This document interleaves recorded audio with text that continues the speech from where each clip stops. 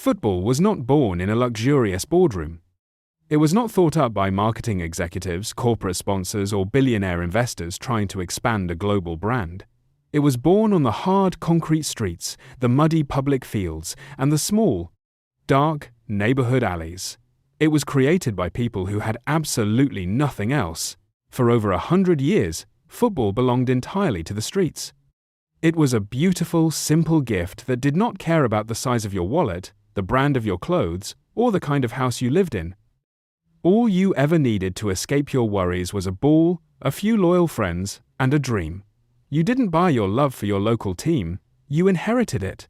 It was passed down from your parents, woven into the fabric of your family, and shared with your neighbors on the weekend. The local stadium wasn't an entertainment franchise, it was a sacred communal space. When you walked through those old iron gates on a Saturday afternoon, the heavy stress of working all week to pay the bills completely vanished. You stood shoulder to shoulder with the people from your town. You sang the same anthems, you cried over the same defeats, and you celebrated the same triumphs. It was the one place on earth where the ordinary worker could stand tall, lift their voice, and feel like a king. It was the people's game. But slowly, silently, while the world was looking away, that game was stolen. Wealthy corporations and global billionaires looked down at this massive wall of human passion, and they didn't see a community. They saw a golden machine to print money. They didn't care about the history of the neighborhood, and they didn't care about the working-class families who spent their entire lives building the culture from nothing.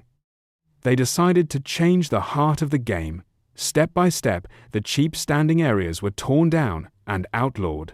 Ticket prices were pushed higher and higher, growing far faster than the wages of the people living just down the street. Suddenly, a weekend trip to a football match with your child was no longer a normal family tradition, it became an impossible luxury.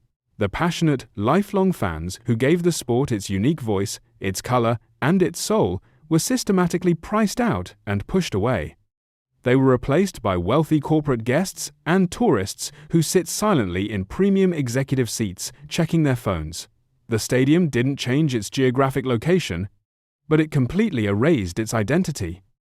The true creators of the game were left standing outside the gates in the cold, staring up at a stadium they could no longer afford to enter. To the billionaires running the clubs from thousands of miles away, a football team is just a logo on a financial spreadsheet, a tool to build power and influence. They forgot that to us, it is our childhood memories, our relationship with our parents, and our local pride. They took something priceless and turned it into a product. This is no longer a battle about a ball, a tactic, or a trophy. It is a battle for the survival of human connection. The ultra-wealthy can buy the historic stadiums. They can buy the television networks, the commercial rights, and the most famous players in the world. They can try to build shiny, closed-off leagues where the rich stay rich and risk disappears. But they are finally learning a hard lesson. You can buy the stage, but you can never buy the script.